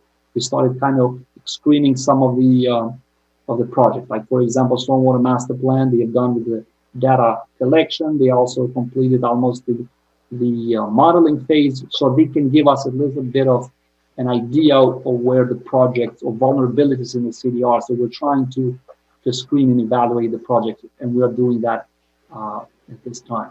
We also, as I explained to you, we try to pursue and capture national funding. This is very important for the city to see, so that we can capture funding that is available either from the state, from the county, or even from the federal government. At the same time, we do an assessment in the city to understand the capacity. I think Alfredo just mentioned to Chris of how they want to allocate resources so that we can move projects and programs a little bit faster than currently are moving. We are currently on the cone of silence on a citywide program management support services contract that we are trying to put in place, which is going to help us move projects a little bit faster. And then sometimes October to December of this year, we're hoping to get a list of projects ready for a leadership first approval, and then put it on the city agenda commission for consideration and approval. And if we have any modification and then directives from the commission, we modify as needed, and then we're hoping to complete or approve a list of projects by January 2021, with execution or initiation of projects to start sometimes in February, March of next year. And on the bottom here, you have the procurement capacity. This is something that we do along the way to understand the capacity that we have to actually perform all of these projects and work that we're going to put it forward. And Chris, if you want to jump in, have any comment? Sure. So if I might, the main thing to see is through all these slides is the different areas that we're going to be gaining input from as we put together the rest of the bond program. And I think I've done everyone a disservice by introducing the word tranche to the city of Miami because it is kind of morphed and developed into the idea that this is how we decide on bond projects. And in reality, it's more the way we fund bond projects. So we're going to kind of get away from that and try to look at projects for the rest of the bond, the remaining, I can't do the math that fast in my head, but, you know, $342 million worth that's still out there. We need to start laying down all the projects. Now, Suleiman did say that we need to get a little further along in the stormwater master plan, and that is a very true statement, although we're getting, and I know we've got Director Dodd on the call already here, but we're getting some actionable data, and we're going to start laying the groundwork for it. But in January, we would like to bring sort of the rest of the bond to our city commission, and we'll work with you guys and everyone else, all the stakeholders that need to be in there, to put forth our best professional recommendation on what that should be. And in the process of all that, I want to point out that we've got a proposed budget out, and I'm going to switch gears a little bit and then come back to it. And the reason I point that out is we've put out a proposed budget for the city of Miami, both an operating and a capital budget. You'll remember from the bond primer days that we've got both that are out there. And in the operating budget, one of the proposals is that supporting the Miami Forever Bond Oversight Board will move from the Office of Capital Improvements to the Office of Management and Budget. So one of the things coming up is the idea that my staff will be taking over and working with you and working with all the stakeholders on developing all of that going forward. The good news is in that proposal, at least the good news for me especially, is that Suleiman would be coming over to my office as well. So you're going to keep at least one familiar face in the process. And I should say clearly, I don't want to presuppose the city commission because it's a proposal. They could decide not to do all that as well. So I just want to alert you to that, and that Hector and George and their team are going to focus on getting stuff built, and it's going to come over to my side to work on prioritization and getting the remainder of the bond together. So we'll be working a lot more closely together. You'll see how we'll do that, and we're going to kind of find our way. It's not like I haven't been here with you already, and I've still got the poster in my office from the town hall meeting that we had 3 years ago and 4 years ago when we were first talking about doing the Miami Forever Bond. So this has been something near and dear to my heart the whole time. So with that said, we're going to involve you, we're going to involve our commission offices, and we're going to involve our professionals to make sure that we put forth the best possible remainder of the bond that we can.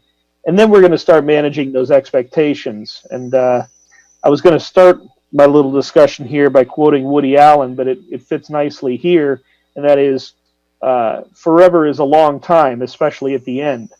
Well, in capital, a lot of times, once you get to construction, it flies, but you've got to do all kinds of things to get to that point. And I hope I've got Hector and George and Alan and those folks that have built something nodding as I say it. But we are not as far along as we would like to be at this point, but we are on the cusp of some things really moving a lot faster right now, both structurally, the way that we're going to restructure things, and just the natural order of things. We've gotten through a lot of the hurdles that we've needed to get through, and things are going to start moving. So with that said, we'll be seeing a lot of each other over the fall. I'll say as well, if you would, please give me the month of September, because this budget is not going to be the easiest of budgets. It's going to be probably one of the harder ones we've been through with the city. Much like any other business out there, we have our revenues dropping as well. So we're adjusting to that in many different ways, just especially on the operating side. But we're going to make it through September, get the budget passed, and then we're going to go right into this effort, getting the rest of the bond put together. Thank you, Chris. And also just on that note, I mean, it's great to hear the big vision of how to think about the remaining funds. I think just looking at some of the details in the presentation, I think it's so important to have the community really active in that. I think that's a way to pull in community participation so that they see they're not just, learning about the project and the ribbon cutting, all of that's great, but giving where we're at, and how to communicate. I think sharing the big vision of how we think about a long-term future with this money is key. And I think it's important for this board to be more active in hearing about what we're doing as a community. If the board needs to really be proactive in discussing our own community engagement channels to do that, I think, that could be constructive on our part as well. I know many of the board members here are very active in the community, and, I think this is the time and effort to really show that the bond is really going to be game changing for the city, especially if there's going to be some heavy budget cuts happening fairly soon. So thank you for that, Chris. Thank you, Chris. Absolutely. And happy to take any questions about it, but we're aiming for January. So we've got a lot of work to do together between now and then. All right, and that's in terms of the future meetings. We are still working and trying to those are to be determined. We still, as you heard from our legal folks here in the call, we need to figure out how we're going to continue with these virtual meetings. And then once we know a little bit more into detail, we will be sharing with you via our liaison, Sandra Trisha. And we also have. And just to give you an update on the future meetings about virtual meetings, the executive order from the governor that allows us to have these virtual meetings expires Saturday morning. We do not know if he will extend it or not. But in the event that he does not extend it, what that will mean for the board is when they meet, they'll have to meet. We'll have to have a physical quorum present, right? So what that means is the board members will have to be physically in the same room to have quorum. But the plan is that we'll still have everything else virtual, right? The public comment, public participation, public access will be virtual. So we can minimize it, but the only way we would be able to establish quorum would be with a physical presence. So that's just kind of what we're looking at in the future, assuming that the governor does not extend the order. City Attorney, if he does not extend that order, can the commission develop a policy or or the mayor an executive order to establish, these virtual meetings? Unfortunately, no. That's why we've been relying on this executive order, because originally when this all started, nobody was able to meet. And the Attorney General has opined that pursuant to the statute that a physical quorum is required. Physical presence is required to create a quorum, and that's by state statute. So that's why the executive order suspended any state statutes that required a physical presence. So we're still waiting to hear from the governor's office to see if he'll extend it. But if not, there's nothing else we can do. Is there any advocacy from cities asking him to extend it, or is just? Yes. There's a lot of advocacy. The Miami-Dade League of Cities has reached out. The city itself, City of Miami, actually issued a resolution urging the governor to extend it. But it's in his discretion now. All right. Thank you for that. And then you also asked, we have here our Director of Public Works and also the newest CRO of the City of Miami, Alan Dodd, who's going to be updating us on the back bay study as requested by the board. Okay, so I don't have a presentation, but I'll just go through some notes that we took and kind of explain where we are and where the study will go. The study began in October in 2018 when the county signed a partnership agreement with the U.S. Army Corps of Engineers. The project was actually authorized by Congress following Hurricane Irma. On June 5th of this year, they came out with the draft feasibility report that had an integrated environmental impact statement for the feasibility study. And we have until August 19th to provide comments to them as to what we like and what we don't like in that draft report. They will then take those comments and they will incorporate them into the final plan, which would be released sometime probably in late fall as the pre-final report, and it goes through about a 6-month approval process. Ultimately, it will be signed in September of 2021 by the Chief of Engineers into what's known as a Chief's report that gets transmitted to Congress for authorization. For the study itself, the Army Corps of Engineers is the federal partner in it, and Miami-Dade County is what's referred to as the local sponsor. So they are the local partner for the study. We work with the county, but we are just another group that can make comments on it and give our opinion as to what they've done. Although we work very closely with the county as they have been working to develop this plan. So if you read the report, and it is available on the web, it has a number of different features, and they went through, looked at different alternatives, different structural and non-structural measures. The plan that they are recommending it comes at a total cost of $4.6 billion. It is designed to address a 1% probability of storm surge impacts in year 2079, looking at storm surge and sea level rise impacts.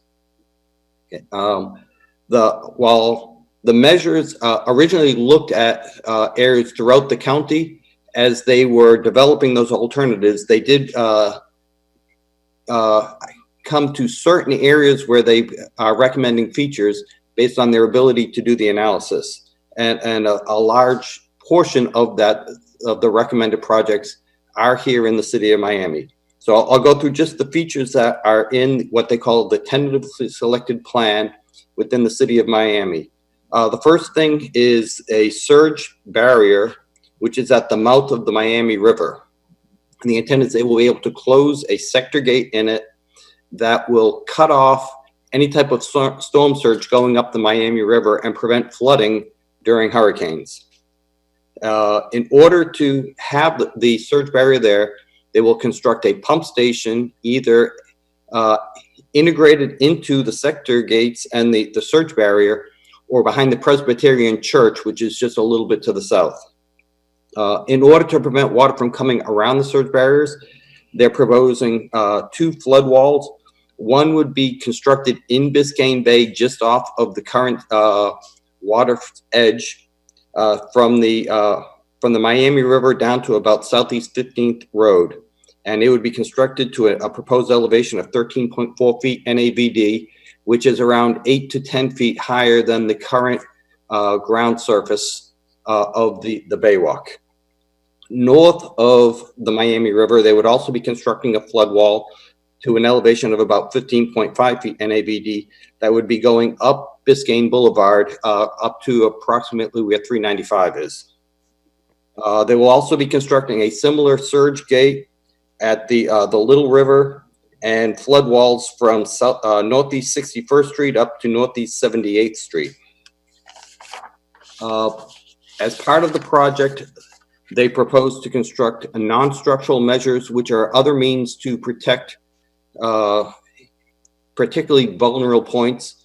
They're proposing to elevate approximately 2,300 privately owned residential structures, and then to do flood proofing of about 3,800 non-residential structures.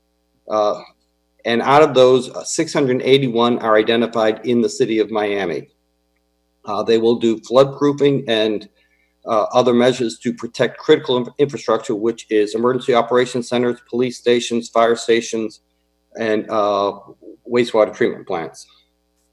So it is a very complex project they're proposing. The majority of it is in the city of Miami, but there's also some features down in Cutler Bay. There's some up in Aventura and a little bit in other places as well, outside of the city. The total project cost is about $4.6 billion. The breakup between that, it's a 65-35% split, where the federal government would be paying approximately $2.98 billion.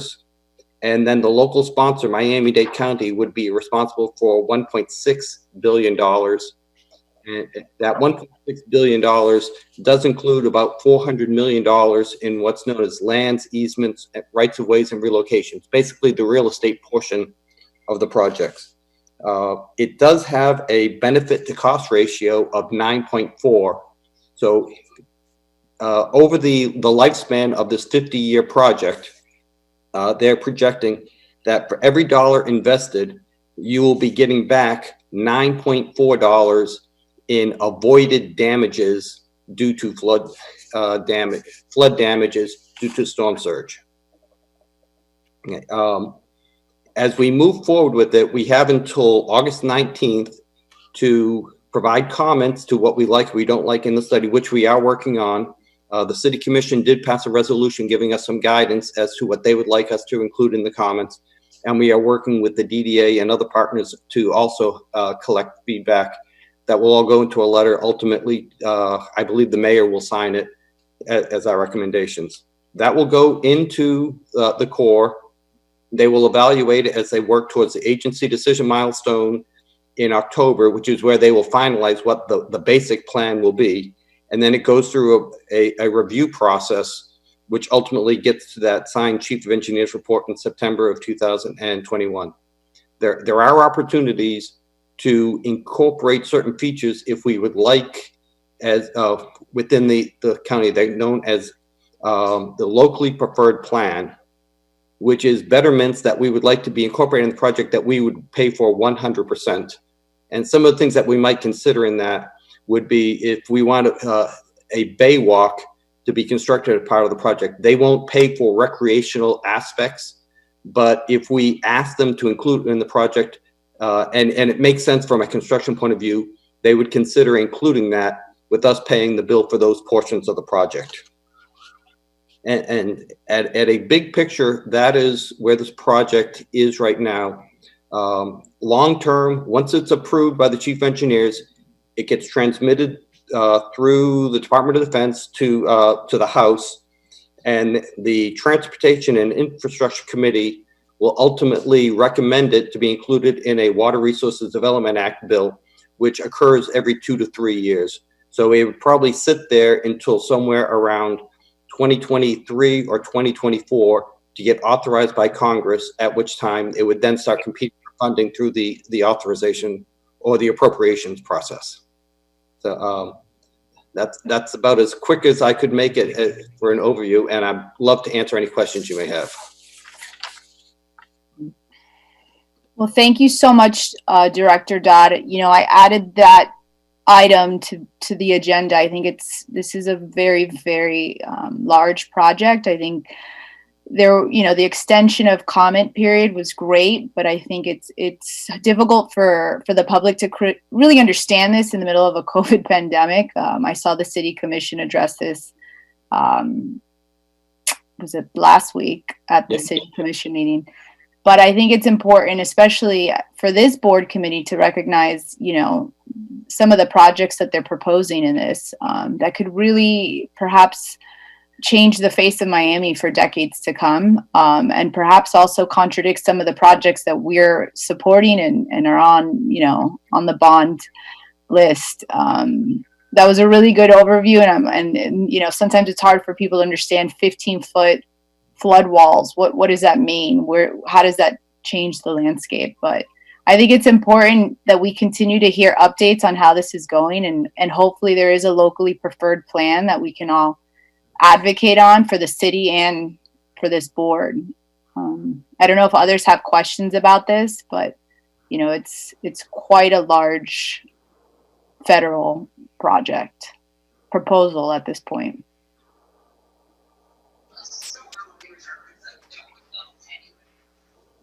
Ruth has her hand up. Thank you. So I guess my question is a way of finding out how other entities feel about this or their thoughts in regards to this,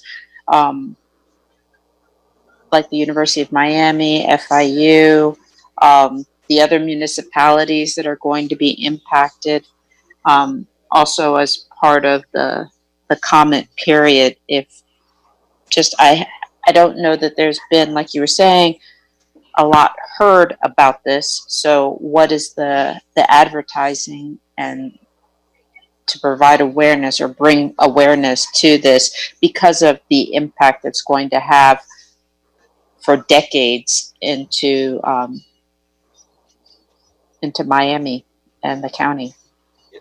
So over the course of the last year plus, since this was first agreed upon between the county and the federal government, they've had a series of public meetings.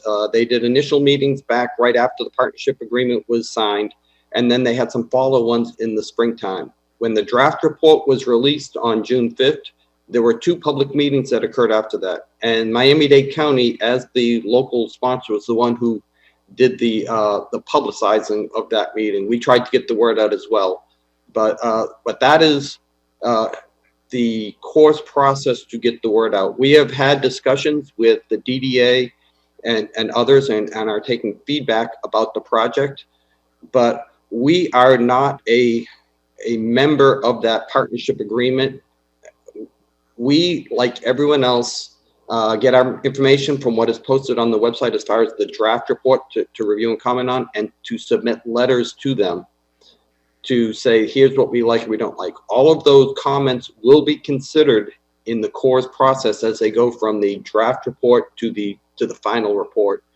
And they will make changes and adjust the plan as they see fit. However, it will only be done in alignment with their congressional authorization and their directive that they got, because this is a coastal storm surge risk reduction project, and it has very specific guidelines on what can and cannot be included and how they will determine whether a feature will be changed.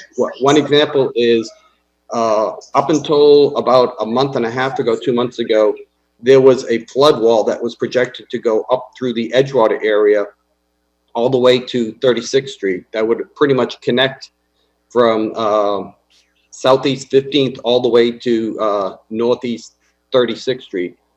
As they looked at that feature, they determined that the cost benefit for what that one component was not positive, and it was eliminated in lieu of doing some of these elevating and flood proofing of private properties. So although we may ask for and request that they make changes to the plan, they will only do it if they see a positive cost benefit coming out of it, or there's a way to include it without significantly changing the benefit, the BCR ratio. So the environmental impact statement that was done for this, is that a part of, as far as accessible? Yes, Appendix B in the draft report that's on the webpage is the environmental annex, and it does include a very extensive analysis of endangered species, the entire NEPA analysis of likely to impact. And for instance, it does identify that there will be a permanent loss of 0.6 acres of seagrass. It is likely to have some impact on corals, and that they will need to go and do further study when they get into design figure out exactly what the extent of that impact would be and what mitigation would be necessary. But it is all captured in that annex. Okay. And I guess my last question is in regards to the hardening of private properties, seeing as that that was also something that the bond is also looking at doing as well, is having that as part of the affordable housing component. It also included a hardening component. Has there been any coordination with Mr. Duran in regards to that? No, there's not. And because what they did is, this is where the federal government did their analysis based on LIDAR, property records, and they identified an approximate number of houses or structures that would be impacted and that would be eligible for it. They came up with an approximate number. We don't know exactly what those properties are at this time. That is something that we're going to ask them to provide more details about. And it is not like a grant program where people will be able to apply for it. We're not quite sure how we will get to what those 681 estimated properties are and to work through the flood proofing portion on it.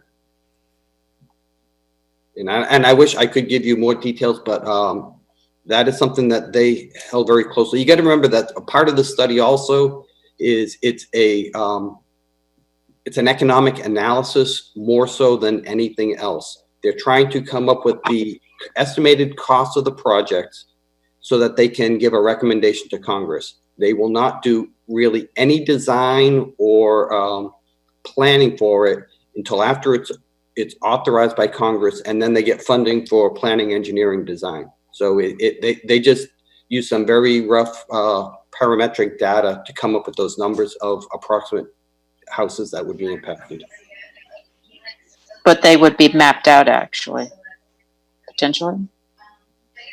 Once it gets into the planning, engineering, design phase, then it would, but that is probably 5 to 6 years down the road from where we are right now. Understood. Thank you. Director Dodd, is there any chance that there may be an extension of this public comment period past August 21st? Is the city requesting that? No, the original comment period was 45 days, and they typically don't extend it because of the extenuating circumstances. They gave us an extra 30 days, which brought it to the August 19th deadline. So they will not consider any extensions beyond that point. So I sent my personal suggestions for a locally preferred plan. If others are interested, there's groups and organizations that are preparing, at least for the city of Miami, but also directly to the county. So I think that's also a way to be able to voice and share concerns. And we're thrilled to be getting federal funds. Just hopefully we can help advise and direct it on alternatives that are little that show variable alternative scenarios, green infrastructure being part of that as well. Yes, and we have talked to the Miami Waterkeeper and some others who have helped us to better understand those concerns, and we are going to incorporate those in our comments as well. Great. Thank you, Director Dodd. Also, just on that note, so Director Dodd is the Chief Resilience Officer, and the Office of Resilience that was under Jane Gilbert will be merged, right, with your staff included. Yes. But I would love to just take a moment. I don't know if Jane did join this evening. I saw some of her staff members on there, but for those that did not know Jane Gilbert, she was the first Chief Resilience Officer for the City of Miami, who held that position for 4 years. And I want to thank her publicly for all that she's done to really integrate resilience across all departments. I think she was very, very active in the community. I would always see Jane, weekends, evening meetings. I think she really brought to light the importance of resilience from a social and people-centered approach. So if Jane is listening and her team, thank you so much for all that you've done. And I know I'm personally supporting the direction or, her future endeavors. And I support you, Director Dodd, and we all support you in continuing to make resilience important, especially, through the bond, and just as City of Miami residents, we care a lot about that. So thank you, Jane. Thank you, Jane. Thank you, Jane. Thank you, Jane. All right. If there's any other open items that we'd like to address, I think we were talking about the timeline for meetings and maybe trying to find a date that works. Assumably, perhaps on Zoom, if not physically in person with a lot of masks and PPE equipment on us if we have to. We will work on that, and we will go with the legal to see what our options are. Do we not want to get on a date now or proposed date? Yeah, I think, you can propose a date, and then if we are virtually or in person, then we can cross that bridge when we get close to that. All right. Can we make a suggestion to, let's see, I think August is out. I think that's just a time period. Could the next possible meeting be in September for all of us to meet again? I think I would push a little bit further, because then like that we will have a better update, and then we have more progress in terms of the projects and yeah, Chris was saying budgets, right? Budgets are kind of overwhelming. Yeah. Is that throughout the whole month of September? There are 2 meetings. Yeah, Okay. I mean, throughout it, but there are 2 meetings where it's going to be very long days. So there's a lot of work in September. If all goes well, we should be done by September 24th. So late September would not be so bad. I think I would recommend still early in October, if I may. All right. So what about that, the week of the 5th? Could that be a possibility? The first or second week? So the 7th or the 14th on Wednesday? That works for me. 7th or 14th, does that, anybody have objections to those dates? Are there any? It's Yeah. my anniversary, so the 7th sounds wonderful. All right. Okay. October 7th, any objections? Are we good with that in the evening? 6 o'clock for our next meeting? Okay. All right, proposed date, right? We're proposing, they'll get back to us, you all review. Hopefully Melissa will be back up and ready to chair that meeting. We'll have Sandra send out dates and emails and information on that. And of course, all to be determined if it's online or in person. Okay. Sounds good. Yes, we'll work around that date. Thank you, Sandra. Sure. All right, Robin, Xavier, anything else that we may need to cover on this agenda? Did we just check to see if there were any more public comments? Yes, Great. we did. And we don't have any. Okay, thank you. Sure. Thank you, Sandra. And this is just as usual for the next meeting. If you have any specific projects you would like us to bring in and go a little bit more in detail, please let us know. Thank you so much, Suleimani. Well, thank you all. Appreciate participation and seeing all these faces again. Please be safe. We look forward to getting together again soon. But for now, I think this was a wonderful meeting. And again, thank you for your participation and the great questions and presentation. So with that, I'll adjourn the meeting. Thank you. Thank you. Thank you, everybody. Thank Stay you, safe, everybody. everybody. Thank you, All right, everyone. thank you. Bye-bye.